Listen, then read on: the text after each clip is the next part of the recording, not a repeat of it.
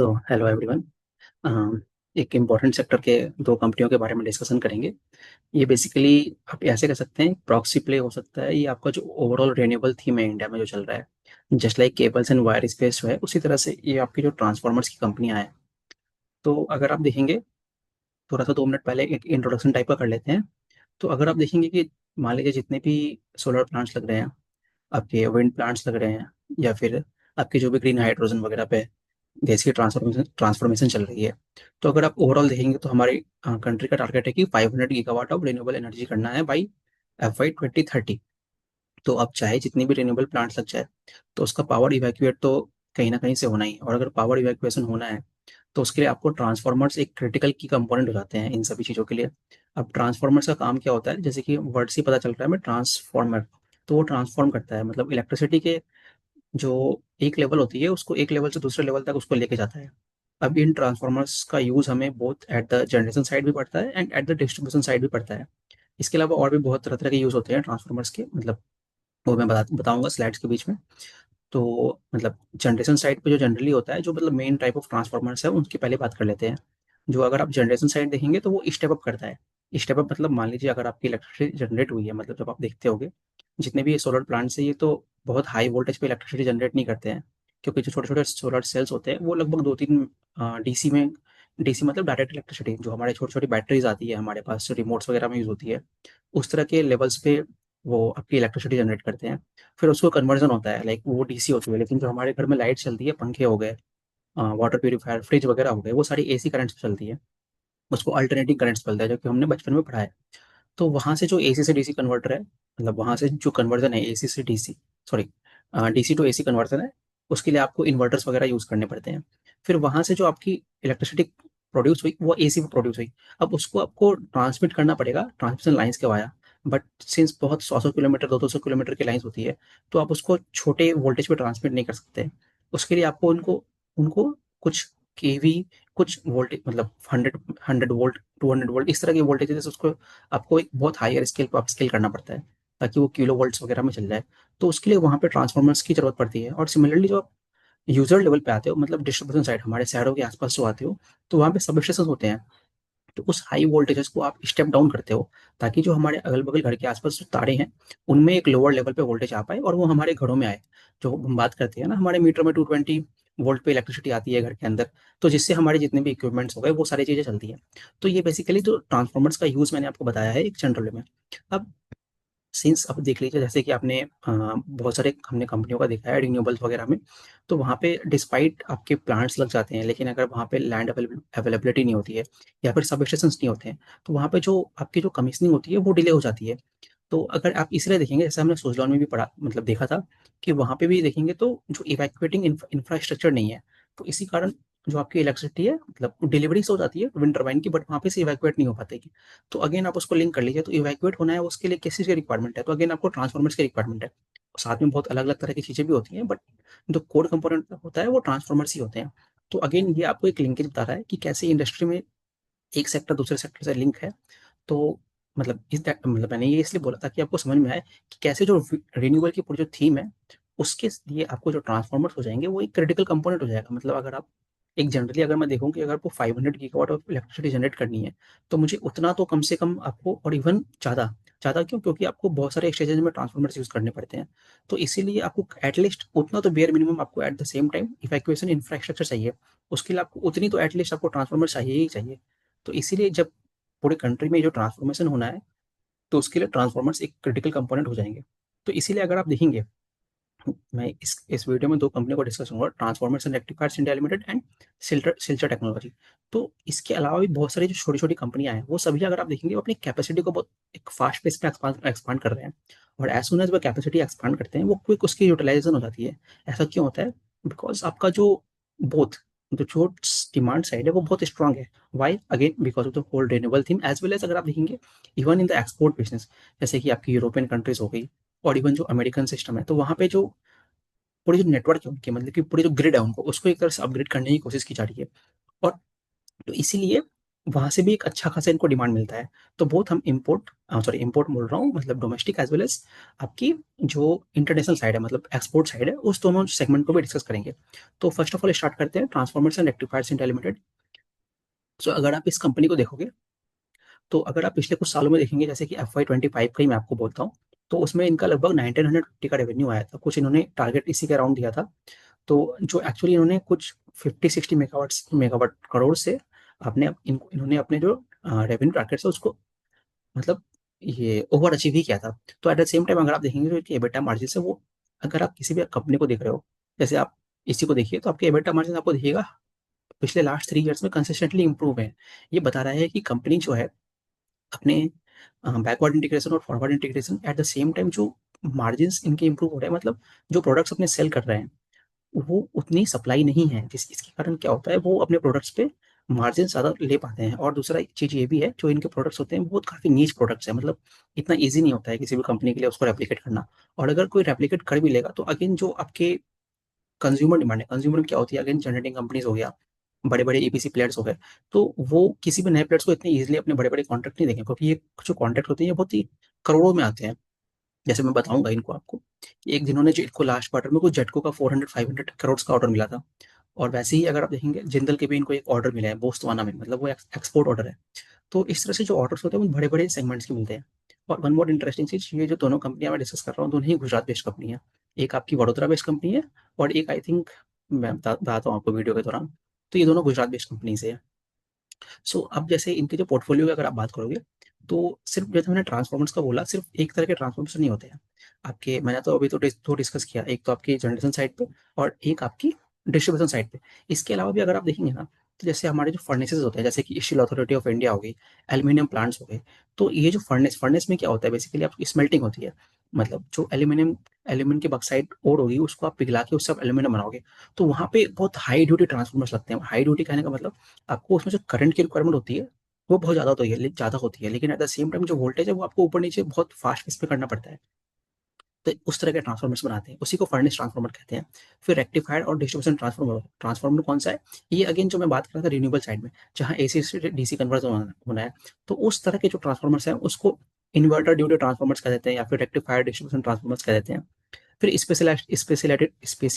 Speciality transformers हो गए, जो आपके लोकोमोटिव, मतलब बेसिकली जो ट्रैक्शंस होते हैं ना, जो रेलवे लाइंस के ऊपर आपने देखा होगा पैंटोग्राफ लगा होता है, वहां से इलेक्ट्रिसिटी वाया आपको मतलब जो इलेक्ट्रिकल डिजाइन इंजन होते हैं, तो वहां से इलेक्ट्रिसिटी सप्लाई करते हैं उसको। तो उस वहां पे जो उनके सब स्टेशन पे जो ट्रांसफॉर्मर्स यूज होने हैं, उनको कहते हैं। तो संट रिएक्टर्स क्या होता है, ये अगेन एक टेक्निकल में चला जाऊंगा। ये बेसिकली वोल्टेज कंट्रोल वगैरह के लिए यूज होता है, तो उसी पे छोड़ देते हैं उसको।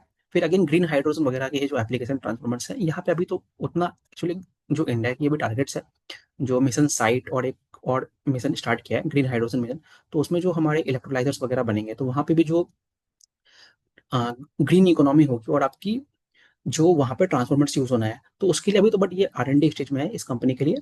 तो उस पर तो एज एंड व्हेन अभी जब रिक्वायरमेंट होगी तो बात करेंगे, अभी तो फिलहाल इनका कोई प्रोडक्ट्स उस सेगमेंट में नहीं है। और दूसरा जनरली ये तो क्लियर है कि जो कंपनी होगी B2B सेगमेंट में होगी, क्योंकि अब एज अ कंज्यूमर मैं या आप तो ट्रांसफॉर्मर्स खरीदेंगे नहीं अपने लिए। तो वो चीज़ है। अब जो इस कंपनी की अगर आप बात करोगे, जो इंस्टॉल कैपेसिटी है, तो इंस्टॉल कैपेसिटी अगर आप देखेंगे, तो इनका जो प्लांट है वो 40,000 मेगा MVA। MVA मतलब क्या होता है, मेगावाट एम्पियर्स। एक ये मेजर होता है जो आपकी ट्रांसफॉर्मेशन की रेटिंग होती है, मतलब बेसिकली अ मेथड। जैसे हम लोग क्रूड ऑयल्स को वो उसमें बैरल्स वगैरह में मतलब मेजर करते हैं, उसी तरह से आप मान लीजिए ट्रांसफॉर्मर्स को मेजर करना है अगर आपको, तो आपकी MVA कैपेसिटी में मेजर करनी है हम लोगों को। और अगेन इनका जो आप ग्लोबल फुटप्रिंट देखोगे, तो 25 कंट्रीज में पूरी इनकी प्रोडक्ट लाइंस और प्रोडक्ट्स बिकती हैं, जो कि अगर Europe, African and as well as जो आपकी नॉर्थ अमेरिका कंट्रीज है, हर जगह इनके प्रोडक्ट्स होते हैं। अब किसी भी अगर आपको इस तरह की कंपनी को देखना है, तो जनरली यहाँ पे हम लोगों के लिए मेजर मेजर चीज़ हो जाती है कि हम इनके ऑर्डर बुक्स को देखें। तो अगर आप ऑर्डर बुक देखोगे इनका एज ऑफ 30 जून, जो कि अभी चल रहा है हमारा इस क्वार्टर के एंड में, तो 5,000+ करोड़ की ऑर्डर बुक है। तो ये आपको क्या दर्शाता है, अगर आप FY 25 में इनका देखोगे रेवेन्यू 1950 हुआ है, और तो FY 25 से अगर मैं देखता हूँ, तो almost two more than 2 times तो इनकी ऑर्डर बुक है। ये जो ऑर्डर बुक होती है ना, ये इनकी इक्विवेलेंट है अराउंड 15 से 18 मंथ्स, सॉरी 15 मंथ देख लेते हैं। तो 15 मंथ्स के जो रेवेन्यू विजिबिलिटी है उसको दर्शाता है एक तरह से। और जो ऑर्डर इनफ्लो बता रहा है वो इस क्वार्टर में 665 करोड़ का है। मतलब जो जनरली क्वार्टर वन एक और इम्पोर्टेंट पॉइंट है, जनरली अगर जब आप ऑर्डर बुक्स को देखते हैं तो हमें इनको इतने लीनियर फैशन में नहीं देखना चाहिए, क्योंकि ये जो प्रोडक्ट्स हैं ये बहुत लॉन्ग जेस्टेशन पीरियड होते हैं। जेस्टेशन पीरियड का मतलब क्या, जब हम मैंने एक प्रोडक्ट दिया उसकी पूरी मेरी रिक्वायरमेंट उस तरह की होगी, और उसको बनाना, उसकी टेस्टिंग और ग्राउंड तक पहुंचाने में ये एक बहुत लंबा पीरियड होता है। तो इसीलिए जो ऑर्डर्स होते हैं वो इतने फास्ट पेस में, मतलब फास्ट पेस में तो आते हैं, बट कभी कभी वो लंप्स में आएंगे, फिर अगर आपको कुछ बीच में कुछ स्टैग्नेंट टाइम दिखेगा, फिर लंप्स में आएंगे, तो इस तरह का चलता है। और अगर जो इनकी आप इंक्वायरीज देखते हैं, इंक्वायरीज मतलब अभी तक ऑर्डर्स फाइनलाइज नहीं हुए हैं बट लोग अंडर डिस्कशन है, तो उसको लगभग 80,000 प्लस करोड़ का ऑर्डर होता है जनरली। अगर आप, मैं इसी कंपनी की बात करूँ, जिस तरह की इनकी साइज है, तो उसमें अगर आप देखेंगे 10,000 करोड़ से अगर कुछ ऊपर का इनको इंक्वायरीज चल रही है, तो ये एक बहुत ही हाई नंबर है। तो अगर यहाँ पे कुछ 1-2 हज़ार करोड़ ऊपर नीचे होते हैं, जैसे क्वार्टर 4 में इनका लगभग अराउंड कुछ 20,000 प्लस करोड़ थे, तो हमें उस नंबर्स को देख के बहुत ऐसा, मतलब स्केप्टिकल नहीं होना चाहिए, बिकॉज ये कंपनियां ही इस तरह की हैं। सो दिस वाज मोटा मोटी about the order book. So let's go. तो ये तो बेसिकली इनकी पूरी हिस्ट्री के बारे में बात हो गई। तो अभी जैसे जनरली देखोगे आप इस तरह की जो टेक्नोलॉजीज है, तो इन्होंने अपने जो पूरी हिस्ट्री रही है वहाँ पे इन्होंने, जैसे यूक्रेन वगैरह जो कंट्रीज में आपको बताता हूँ, यूक्रेन तो फिलहाल अभी मतलब पूरे वॉर में पूरा उलझा हुआ है।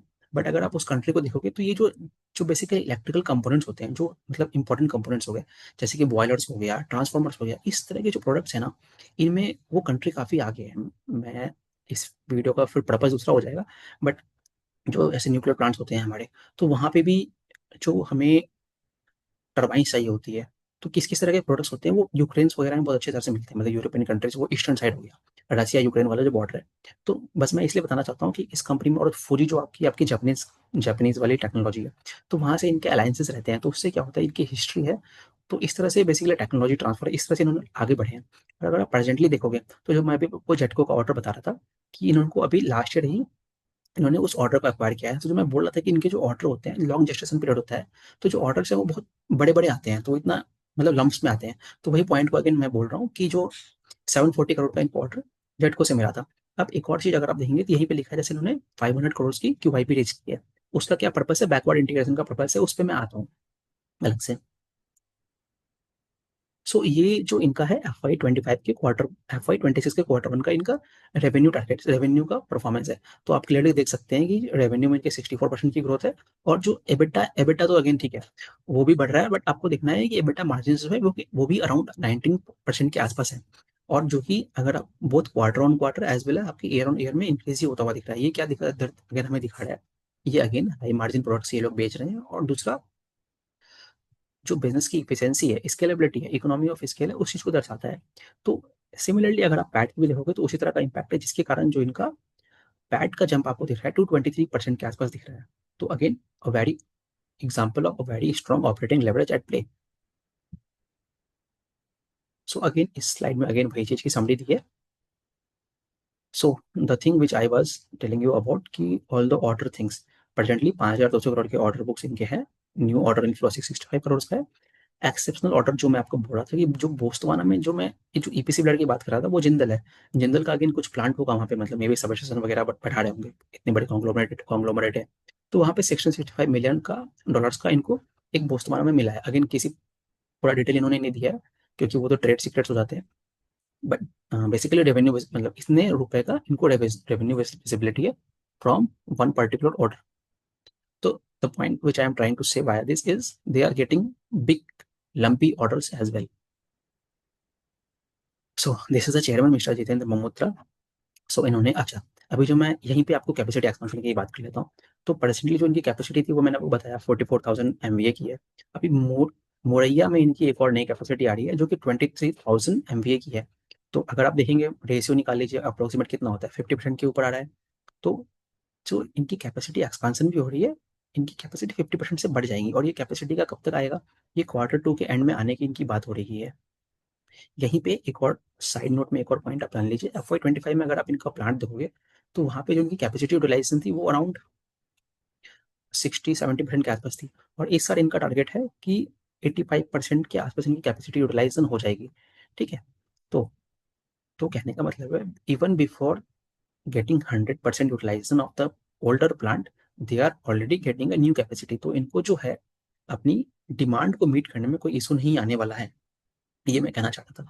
और एट द सेम टाइम जो इन्होंने अभी 500 करोड़ का क्यूआईपी रेज किया है, तो आप देखेंगे तो वो सीआरजीओ प्रोसेसिंग में जा रहे हैं। अब इसका यूज़ किया है, मैं आपको जस्ट एक सेकंड में आपको बताता हूँ। इसके लिए मैंने एक इमेज बना के रखी है पहले से। तो तो आप लोग ये देखिए, ये सीआरजीओ क्या होता है, मैं आपको वो समझाना चाह रहा हूँ। तो जो बेसिकली ट्रांसफॉर्मर्स के जो कोर होते हैं ना, दैट इज द आप एक एकदम कोर से ही वर्ड से क्लियर हो रहा है, वो एकदम सेंट्रल कंपोनेंट है उस पूरे प्रोडक्ट का। तो वहाँ पे क्या होती है, जो मतलब उसमें क्या करते हैं हम लोग, पहले तो आयरन लेके आते हैं, उसकी हॉट रोलिंग की जाती है, एनेलिंग किया जाता है, ये सारे मैन्युफैक्चरिंग प्रोसेस होते हैं, जिसके बाद उन सीटों को पतला पतला करके। और ना ग्रेन ओरिएंटेशन का मतलब क्या होता है, जैसे आप लोग को बचपन में पढ़ा होगा, जब एक मैग्नेट को हम लोग आयरन आयरन क्यों बढ़ाते थे, तो सारे वो आयरन के अगल बगल एक तरह से अलाइन कर जाते थे ना। तो वही चीज, तो उसको ग्रेन ओरिएंटेशन कहते हैं, वो एक पर्टिकुलर डायरेक्शन में चल जाते हैं। जिससे क्या होता है, जो आपकी इलेक्ट्रिसिटी का ट्रांसफॉर्मेशन होता है वो बहुत ही अच्छा होता है। और उसके कारण जो लॉसेस वगैरह होते हैं वो हमारे नहीं होते हैं। तो उसको हम सीआरजीओ कहते हैं। तो बेसिकली उस तरह की फैसिलिटी का ये लोग बैकवर्ड एक्सपेंशन कर रहे हैं। और उसी के लिए ये लोग अभी इन्होंने क्यूआईपी किया था, और वो भी प्लांट, मतलब उसका भी अपडेट नहीं दिया है कब तक आएगा। बट अगेन वो एक मार्जिन बढ़ाने वाला इनका एक सेगमेंट हो जाएगा। सो तो this is just I wanted to tell. So ये हो गया। और हाँ, अगेन एक बहुत ही अच्छा इनका जो रेवेन्यू टारगेट है, वो आपको बताता हूँ, तब आपको मालूम चलेगा कि किस तरह के डिमांड सिनेरियो चल रही है। अब इनका जो टारगेट है, जैसा कि हमने अभी डिस्कस किया, FY 25 के एंड में इन्होंने अराउंड 2,000 करोड़ मान लेते हैं, उतना रेवेन्यू किया। अब इनका टारगेट है कि जो नेक्स्ट 3 फाइनेंशियल ईयर हो जाएगा, तो वहाँ पे $1 बिलियन की ये लोग रेवेन्यू देख रहे हैं। अगर मैं मोटा मोटी रुपी से डॉलर की कन्वर्जन मानूँ, अराउंड 80-85 करोड़ के आसपास आसपास मानता हूँ। तो अगले 3 साल में अगर आप देखोगे, तो वो अराउंड 8,000, मतलब 8,300-400 करोड़ के आसपास आता है। बट ठीक है, उतना तो हम नहीं सोचते हैं। बट अगर FY 26 में ही देखोगे, तो उससे अगर आप मतलब इंक्रीज करोगे ना उतने CAGR पे, तो FY 26 में आपको मिलेगा अराउंड 3,200 3,500 करोड़ के आसपास। तो वहां से अगर आप देखेंगे इनका रेवेन्यू, जब अगर आप कंपेयर करते हो FY 25 से, तो वो अराउंड 60-65% के आसपास आता है। और उसके ऊपर ये लोग सेल्स बैकवर्ड इंटीग्रेशन वगैरह करते हैं, तो मार्जिन एक्सपांसन भी होगा। बट कंजर्वेटिवली ये लोग अराउंड वही 16-17% पे आपका एबिटा मार्जिन को मानते हैं। So this was about the revenue targets what they have. तो अगेन ये हमारे जो मैनेजमेंट में से और बाकी लोगों का भी जो कहना है, तो अगेन ये लोग वही बता रहे हैं कि जो मतलब प्रोसेस ऑप्टिमाइजेशन और जो इफिशिएंसी है बिजनेस के, उसके कारण आपको मार्जिन में इंप्रूवमेंट दिख रहा है। और जो रेवेन्यू टारगेट है वो उसको हम लोग इंटैक्ट रख रहे हैं इस साल के लिए। हाँ, तो जो मैं स्टार्टिंग में ही बोल रहा था कि इन इन तरह के बिजनेसेस में आपको इतने हाई मार्जिन और इतना नीच प्रोडक्ट्स क्यों हैं, तो वही बता रहे हैं ये लोग कि जैसे कि मैंने स्टार्टिंग में आपको एक सारे एग्जांपल्स दिए। ये कुछ एग्जांपल्स है जहाँ जहाँ पे उन्होंने अपने प्रोडक्ट्स को इंस्टॉल किया है। ये बताता है कि उनकी जो प्रोडक्ट्स है वो कितने डाइवर्सिफाइड है। जैसे कि आर्क फर्नेसेस हो गए, अलग अलग जगह पे लगा, अगेन वो स्मेल्टिंग प्लांट्स वगैरह के लिए। अच्छा ठीक है, ऑटो ट्रांसफॉर्मर्स क्या होता है ये बता देता हूँ आपको। ये क्या होती है ना, आप इसको ऐसे समझिए, जो हम अपने हमारे कॉलेज वगैरह में जो लैब्स होती थी, वहाँ पे आप लोग को याद है कि नहीं, जितने इंजीनियरिंग स्टूडेंट ज़्यादा रिलेट कर पाएंगे। तो बेसिकली सेकंड मतलब जो वोल्टेज है उसको आप अपने अकॉर्डिंग, जितनी रिक्वायरमेंट होती है उसके अकॉर्डिंग चेंज कर सकते हो। ठीक है, मैं इसको यहीं पे छोड़ता हूँ अपने से। So these are few products which they are supplying. So this is the product portfolio. Again भाई, अगेन जो फर्नेस ट्रांसफार्मर हो गए, पावर ट्रांसफार्मर हो गए, स्पेशल ड्यूटी ट्रांसफार्मर्स हो गए, रेक्टिफायर ट्रांसफार्मर्स हो गए, और रिएक्टर्स हो गए। रिएक्टर्स अगेन वो वोल्टेज कम होती है, ज़्यादा होती है, उसको कंट्रोल करने के लिए रहता है। तो वही एक सिंपल सा मतलब, सिर्फ हमने तो फिर रिन्यूएबल की बात की ना, कि पावर जनरेशन में यूज होती है, बट ऐसा नहीं है। अगेन आप जैसे स्मेल्टिंग से देख लीजिए, जो मैंने आपको आर्क फर्नेसेस वगैरह का बताया था, तो वहाँ पे यूज होती है। अगेन माइनिंग, हर इंडस्ट्री में यूज होता है ट्रांसफॉर्मर्स वगैरह, क्योंकि कहीं भी आपको वोल्टेज ऊपर नीचे तो करना पड़ेगा ना। आपकी जो मशीनें हैं वो तो एक पर्टिकुलर वोल्टेज पे चलेगी नहीं। इट्स नॉट लाइक कि हमारे घर का पंखा है या रेफ्रिजरेटर है वो कि एक फिक्स वोल्टेज पे चले। So these are there few of the clienteles. सारे बड़े बड़ी कंपनियां होती है, from renew power to NTPC to power grid Torrent, Aditya Birla, सारे इनके बहुत अच्छे से मतलब सीन्स वही है। तो अगेन यही ये भी आपको बताता है कि इस इंडस्ट्री में जो एंट्री बैरियर है वो काफ़ी ज़्यादा है। अगेन आप उसको इस कंपनी का मोट ही कह सकते हो। तो जेटको से जो इनको अभी लास्ट ईयर ऑर्डर मिला था, ये गुजरात की ट्रांसमिशन लाइन बिछाने वाली कंपनी है। So this was mostly about the transformers and rectifiers. अब इस कंपनी के इस बार के जो कॉन कॉल में कुछ कुछ अगर पॉइंट्स आए, मैं उनको देख लेता हूँ। अब इसमें क्या है ना, जो मैंने आपको पहले इनके जो रेवेन्यू टारगेट्स अगले कुछ 2-3 सालों का वो मैंने बता दिया आपको। आपके पैट मार्जिन भी मैंने बोल दिया। अब यहाँ पे अगर आप देखेंगे ना, तो इनका जो टारगेट है, जैसे इस साल में देखेंगे, इनका जो प्रेजेंट की ऑर्डर बुक है वो 5,200 करोड़ की है।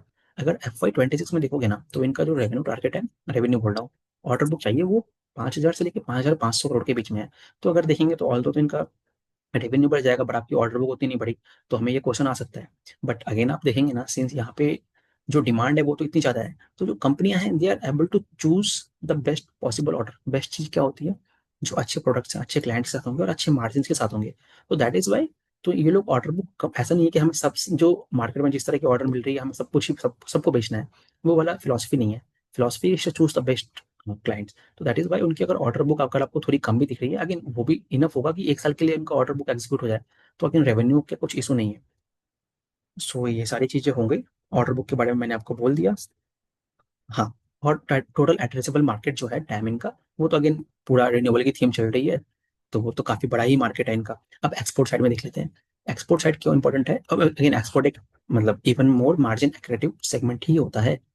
अब जो एक्सपोर्ट में अगर आप इनका देखोगे ना, तो वो अराउंड 10% के आसपास ही है। तो इससे हमें क्या मिलता है कि जो यूएस के जो टैरिफ के इशू चल रहे हैं, तो उससे इस कंपनी को उतना इशू नहीं है। तो that is what I wanted to say. अब कंपटीशन की बात अगर करेंगे ना आप, तो जितने भी सारे प्लेयर्स हैं सभी के सभी आपके वोल्टम ट्रांसफॉर्मर से लेकर सिल्चर टेक या फिर इवन दिस कंपनी, तो सभी के सभी आपके कैपेसिटी एक्सपांशन में तो लगे हुए हैं। तो तो इसका मतलब ये है कि ऐसा तो नहीं है कि ओवर सप्लाई हो जाएगी। एक ये कॉमन क्वेश्चन है। This is the common question आपकी इस सेक्टर मतलब जिस ओवरऑल जो ये जो थीम चल रहा है, इसमें सभी से क्वेश्चन पूछा जाता है। Even the cables and wire segment, आपके सोलर प्लांट वालों से भी, विंड वालों से भी, और इवन ट्रांसफॉर्मर्स वालों से भी। तो द थिंग इज, जो हमारे टारगेट्स हैं वो बहुत ज़्यादा हैं, और इवन जो सोलर सेल्स और मॉड्यूल्स होते हैं वहां से भी पूछा जाता है। तो द आंसर इज कि जो आपकी जो डिमांड साइड है वो बहुत स्ट्रांग है।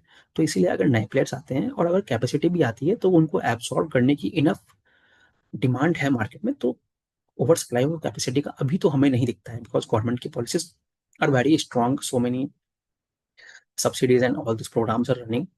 तो और ये कहते हैं कि जनरली इस तरह की जब साइकिल्स आती हैं तो ये 7 ईयर की साइकिल होती है। तो अभी तो साइकिल स्टार्ट ही हुई है 1-2 साल, ये तो नेक्स्ट 4-5 ईयर्स में तो इस तरह का कुछ डिमांड का इशू नहीं चल रहा है। हाँ। तो ये सारी बातें मैंने कर ली। और ऑर्डर बुक के मामले में again Q1 Q2 generally slow रहता है, क्योंकि ये धूप और मानसून ये सब चीज़ें चलते रहती हैं।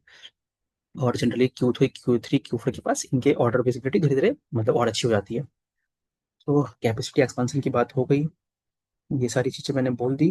ग्रीन हाइड्रोजन पे अगेन आपका अभी R&D स्टेज पे चल रहा है, तो वो जिस तरह का चलेगा तो वो देखते हैं। सो तो ये तो अभी जो मैंने बात की ये ट्रांसफॉर्मर्स एंड रेक्टिफायर्स इंडिया के बारे में बात की मैंने।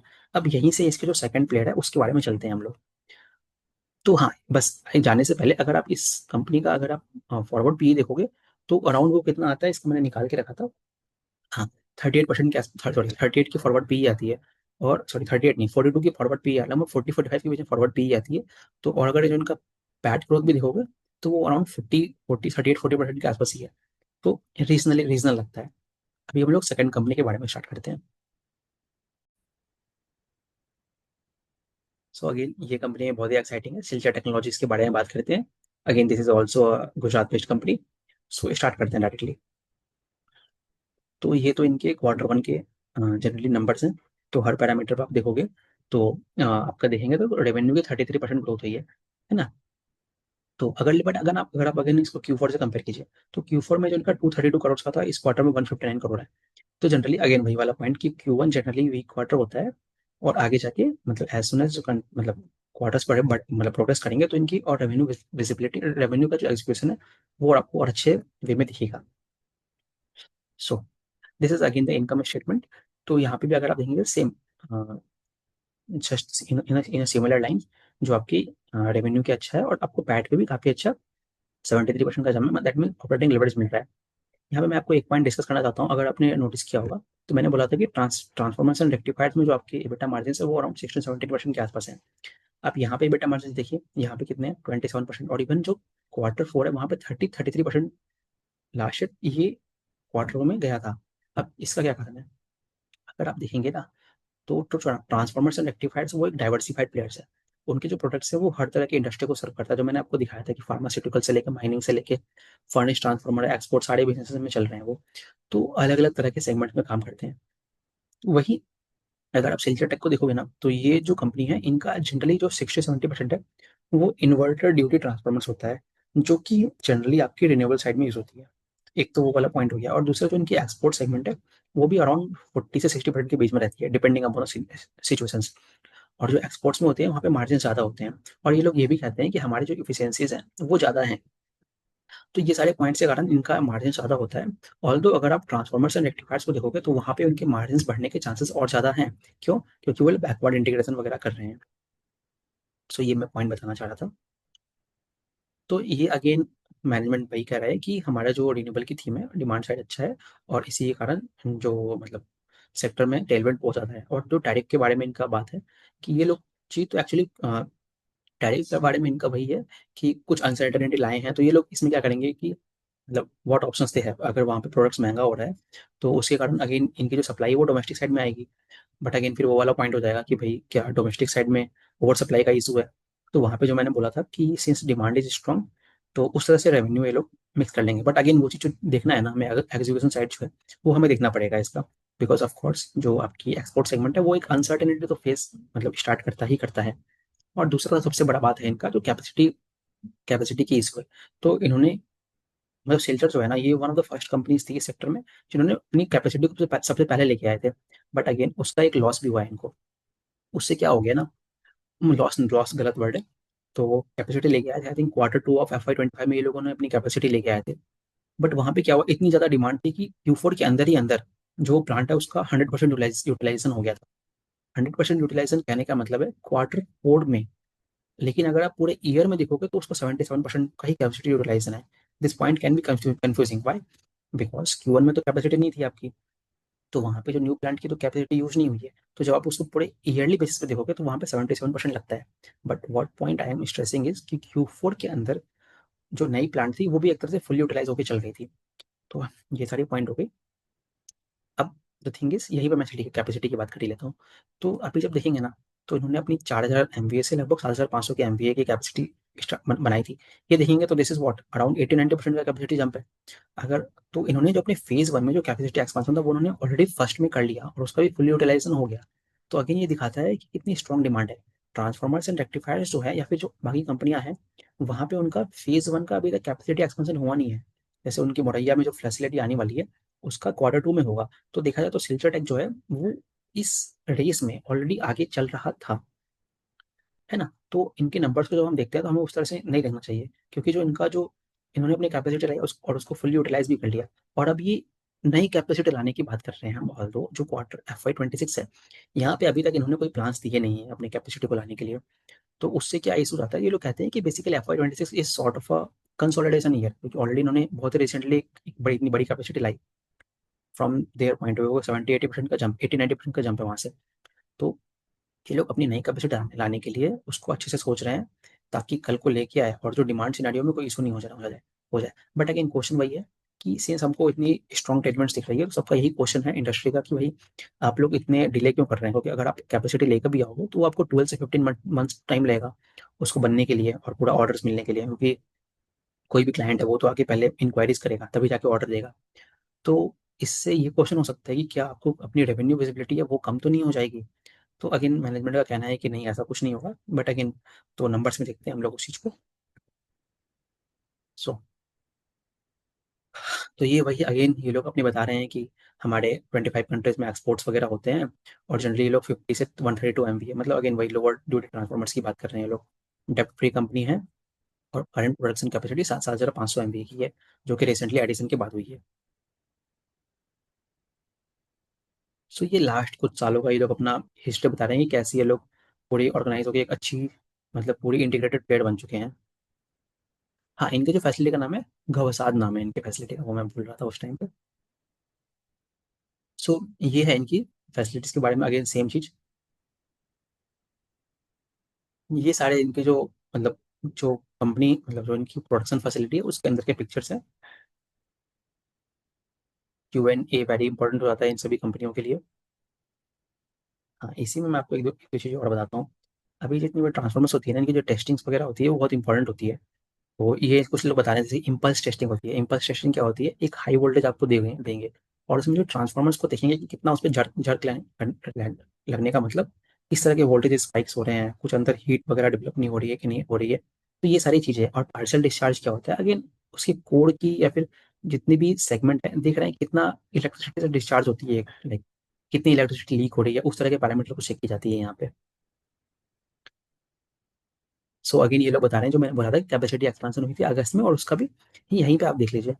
आप FY 24 में इनकी कैपेसिटी 100% यूटिलाइज हो रही थी। अगर FY 25 on a consolidated basis देखोगे तो 77% का कैपेसिटी यूटिलाइजेशन है। तो जो FY 26 में जो एक्स्ट्रा रेवेन्यू आएगा, एक तो वो 100% से आएगा, और जो ये बड़ा बचा हुआ सेगमेंट है वहां से रेवेन्यू आएगा। तो अगर उन दोनों चीज को मिला देंगे आप, तो अगर FY 26 में इनका आप देखोगे ना, जो इनका रेवेन्यू टारगेट है वो अराउंड 750 से लेके 800 करोड़ का है, जो कि देखेंगे तो हम लोग अराउंड 20 से 25% का ग्रोथ होता है। तो अगर उस सेंस में देखूँ तो मैं ये आपको लगेगा कि ये कंपनी तो पहले तो बहुत 40-50 उससे भी ऊपर परसेंट पे ग्रो कर रही थी। तो वहां से देखा जाए तो आपके रेवेन्यू का ग्रोथ डिग्रोथ ही हुआ है एक तरह से। सो अगेन बट वो, अगर आप लॉन्ग टर्म में थीम देखोगे और वंस इनकी कैपेसिटी आ जाएगी तो अगेन वापस से रेवेन्यू विजिबिलिटी बढ़ जाएगी इनकी। और दूसरी बात, ये लोग जो नंबर्स देते हैं अपना 20 से 25% का, वो कंजर्वेटिव एस्टिमेट ही देते हैं। तो ये इनके फैसिलिटी का इमेज है। ये जो मैं बता रहा था आपको, ये जनरली जो ये वाली कंपनी है ये आपकी मोस्टली इन्वर्टर ड्यूटी ट्रांसफार्मर्स में है। और ये अलग अलग तरह के ट्रांसफार्मर्स है जो कि मैंने अगेन ट्रांसफॉर्म वो ट्रायल वाले वीडियो में, ट्रायल वाले सेगमेंट में कवर कराई है सारा चीज। तो अगेन ये एप्लीकेशन सेम चीज, मतलब जो प्रोडक्ट्स हैं पूरे डाइवर्सिफाई हर सेक्टर में यूज होते हैं, जितनी भी मैन्युफैक्चरिंग चीजें हैं और जनरेशन चीजें हैं और इवन डिस्ट्रीब्यूशन सब जगह पे यूज होती है ये सारी। अच्छा, मतलब जो इनकी इंटरनेशनल है ये इंपॉर्टेंट है। अगेन वही टैरिफ वाला पॉइंट, और जो टैरिफ की अनसर्टेनिटी है। तो अगर आप देखेंगे तो लास्ट ईयर में इनका अराउंड 40 से 45 43%, मतलब 40% मान लेते हैं, तो 40% जो ऑर्डर्स हैं इनके वो आपके पूरे एक्सपोर्ट ऑर्डर्स थे। अब इसमें अगर आप देखेंगे जो नॉर्थ अमेरिका है, नॉर्थ अमेरिका में मैक्सिको, कनाडा एंड यूएस आते हैं। अब उसमें से भी मेजरली यूएस पे ही है, because US is the greatest economy there और even in the world of course. तो वहाँ पे देखेंगे तो वहाँ जो इनका नेट एक्सपोर्ट है वो 20% होता है। तो ऐसा नहीं है कि पूरे के पूरा रेवेन्यू में बहुत ज़्यादा दिक्कत है वहाँ पे। तो बट अगेन अभी तक इनका कॉन्कॉल हुआ नहीं है, पता नहीं इतना डिले क्यों है। तो वो जो आएगा वो एक्स्ट्रा पॉइंट वो मैं एंड में ऐड कर दूंगा, मतलब। सो वो वाली चीज़ अभी तक कॉन्कॉल हुआ नहीं है इनका। सो अगेन सेम चीज़ कि भाई नीच प्रोडक्ट्स हैं इनके और नॉट इजी टू रेप्लिकेट वाला सेगमेंट है। हाँ, तो कॉम्पिटेटिव स्ट्रेंथ वही है जो मतलब एज पर जो क्लाइंट्स की रिक्वायरमेंट होती है उसके अकॉर्डिंग इनका प्रोडक्ट्स बनता है। हाँ, जो डिमांड अगेन सिनेरियो सेम चीज़ है कि आपकी मतलब जिस तरह से रिन्यूएबल की थीम चल रही है, केपेक्स गवर्नमेंट की केपेक्स केपेक्स से बहुत ज़्यादा, हाँ पूरा रिन्यूएबल की थीम चल रही है, तो ये सारी चीज़ें चल रही हैं। जो ऑर्डर पाइपलाइन है वही जो बोल रहे हैं FY 26 में, जैसे कि मैंने बोला कि अगर आप FY 26 में देखोगे ना इनका, मैं आपको बता रहा हूँ कि इनका जो रेवेन्यू कितना था। रेवेन्यू इनकी आपकी थी अराउंड 623 करोड़ के आसपास थी, और उसके ऊपर ये लोग अराउंड 750 से 800 करोड़ का रेवेन्यू देख रहे हैं। तो ये हो गया। हाँ, तो दिस वाज मोरलेस अबाउट एवरीथिंग। अब इसमें वही है, एक तो अभी इस कंपनी का रेवेन्यू क्रंच चल रहा है। दूसरा, अगर आप इसकी वैल्यूएशन देखोगे तो इनका भी अराउंड 25 से 30% का आसपास इनका पैट ग्रोथ आता है इस साल के लिए। और अगर आप प्रेजेंट मार्केट कैप पे इनकी अगर आप इनकी फॉरवर्ड पे देखोगे तो अराउंड वही 30-32% के आसपास, 32 के आसपास आती है। तो अगेन डिसेंटली वैल्यूड इनके ग्रोथ रेट के हिसाब से। सो ये सारी चीजें हो गई। I think I have covered all the points. कोई और पॉइंट है? Just let me see. High ROC high ROE model है दोनों का, कोई दिक्कत नहीं है। हाँ, ये लोग अपने हाँ बस एक लास्ट पॉइंट, जो CRGO facility, CRGO backward integration जो कि ट्रांसफॉर्मेशन रेक्टिफाइड्स कर रहा है, उस तरह के सेगमेंट में ये कंपनी नहीं जा रही है। इनका कहना है कि there are enough suppliers to provide that, so that is why they do not need that. Again company to company depend करता है वो किस तरह के मॉडल में जाना चाहते हैं। सो हाँ, एक फाइनल पॉइंट करेंसी हेजिंग की। तो जनरली अगर आप देखोगे ना, सिंस इसका इनका तो अब मैंने बताया FY 25 में 43% जो इनका है वो एक्सपोर्ट से आया है। अब कुछ लोगों ने इनसे सवाल पूछा, यहाँ पे मैं आपको कनेक्ट करता हूँ इथॉस से। तो इथॉस में भी अगर आप देखेंगे करेंसी फ्लक्चुएशन के कारण कितना उनका पैट पैट में कितना इशू आए हैं, और पिछले कुछ क्वार्टर से चल रहा है स्विस करेंसी के वाया। तो अगेन इस कंपनी का भी बात करते हैं ना, कुछ लोगों ने इनसे पूछा कि भाई आप लोग अपना हेजिंग क्यों नहीं करते हो करेंसी फ्लक्चुएशन से सेव करने के लिए। तो एक इंटरेस्टिंग चीज़ क्या है, जनरली ईयर में प्रोडक्ट्स तो वहाँ पे सेल करते हैं, ठीक है। तो यहाँ पे करेंसी का इनफ्लो ही होना है। अगर करेंसी में मैं डॉलर मान लेता हूँ तो डॉलर का इनफ्लो होना है। They are more of like dollar earning companies. तो उससे क्या होता है, अगर आप जनरली देखोगे तो इंडिया तो पूरा इंपोर्ट डिपेंडेंट कंट्री है। 80% हमारा जो क्रूड है वो तो बाहर से आता है। चाइना के साथ इतना बड़ा ट्रेड डेफिसिट है अपना। तो इंडिया एक ओवरऑल अगर आप देखोगे तो कैपिटल डेफिसिट, मतलब कैपिटल जो अपना जो कैपिटल अकाउंट रहता है पूरे कंट्री का, वो डेफिसिट में चलता है। तो उसके कारण क्या होता है, जो इंडिया की जो करेंसी है, वो जो स्ट्रॉन्गर इकोनॉमीज है जो हमको इम्पोर्ट कराती है, जो इम्पोर्ट कर रही जो जिनसे हम इम्पोर्ट करते हैं, तो जिसके कारण क्या होता है, रुपये डेप्रिसिएट हो रहा है। तो जब एक कंपनी, आप बाहर से जब आप डॉलर्स अर्न करोगे, तो रुपी डेप्रिसिएशन के कारण क्या होगा ना, आपको वहाँ पे फायदा हो रहा है। मतलब आपको बेसिकली वहाँ पे कुछ परसेंटेज गेन्स ही मिल रहा है। तो it's like a dollar appreciation. जैसे वो लोग कहते हैं ना कि आप इंडिया के बाहर में इन्वेस्ट कीजिए तो वहाँ पे आपको मतलब ग्रोथ तो मिलेगा, at the same time plus some मतलब डॉलर ग्रोथ भी मिलेगा। जो डॉलर एप्रिशिएट कर रहा है, रुपये डेप्रिशिएट कर रही है, मतलब डॉलर एप्रिशिएट कर रहा है। तो इसीलिए इनका जो है ना, सिंस इनको डॉलर्स में अर्न करना है, तो वो हेजिंग करने की रिक्वायरमेंट नहीं होती है। बिकॉज वो एक एप्रिसिएटिंग काइंड ऑफ अ चीज है, अनलेस की इंडिया की आज से 20-30 साल बाद जब इंडिया पूरा एक नॉन इम्पोर्ट डिपेंडेंट और खुद ही एक्सपोर्ट पूरा स्ट्रांग बन जाएगा, तो मे भी हो सकता है तब तब का एक सिनेरियो अलग है। बट प्रेजेंटली इनको उसी से फायदा होता है। तो ये लोग की हैजिंग पॉलिसी भी नहीं है उस तरह की। तो that was a point I wanted to discuss. तो दोनों ही कंपनी बहुत अच्छी है। सिल्चर में थोड़ा कैपेसिटी का इशू है, बट इसका मतलब ये नहीं है। बट अभी जो मार्केट में नया करेक्शन आया है, तो वो भी डिसेंट वैल्यूएशंस पे आ गई है। और ट्रांसफॉर्मर एंड रेक्टिफायर्स, तो उनका तो 3 साल का बहुत ही स्ट्रॉन्ग ऑर्डर पाइपलाइन है, और प्लान्स भी बहुत है, और नई फैसिलिटी भी आ रही है। तो दोनों का बिजनेस मोमेंटम बना रहेगा। There is I don't think कोई इशू चल रहा है। हेडविंड्स क्या हो सकते हैं भाई, सप्लाई हो जाता हो जाएगा, एक्सपोर्ट में जो टैरिफ की अनसर्टेनिटी है। तीसरा, गवर्नमेंट के कुछ पॉलिसीज पूरी बदल जाती है सेक्टर को लेके। तो यही सारे हैं, बट अगेन ये सारी चीज़ें तो मुझे लगता है कि इतना नहीं होना है, सिंस इस तरह के टेलमेंट्स दिख रहे हैं और इतनी सारी कंपनियों का कैपेक्स लगा हुआ है, मतलब लाइक जो पूरा from Adani, Jindal, Waaree, premier and all this transports company. तो पूरा कंट्री के ट्रांसफॉर्मेशन ही चल रही है। और दूसरा क्या है ना, ये जो पूरा थीम है, ये भी आपको एक तरह से इम्पोर्ट की जो डिपेंडेंस है ना क्रूड की, तो उससे भी आपको बचाता है। तो आई डोंट थिंक उतना बड़ा कोई इशू है। बट अगेन आपको ट्रैक करते रहना है। So very good businesses to track and keep an eye on, and a very good proxy for the whole renewable theme. Thank you very much. Hope you all like the video. We'll meet another time. Okay, thank you very much.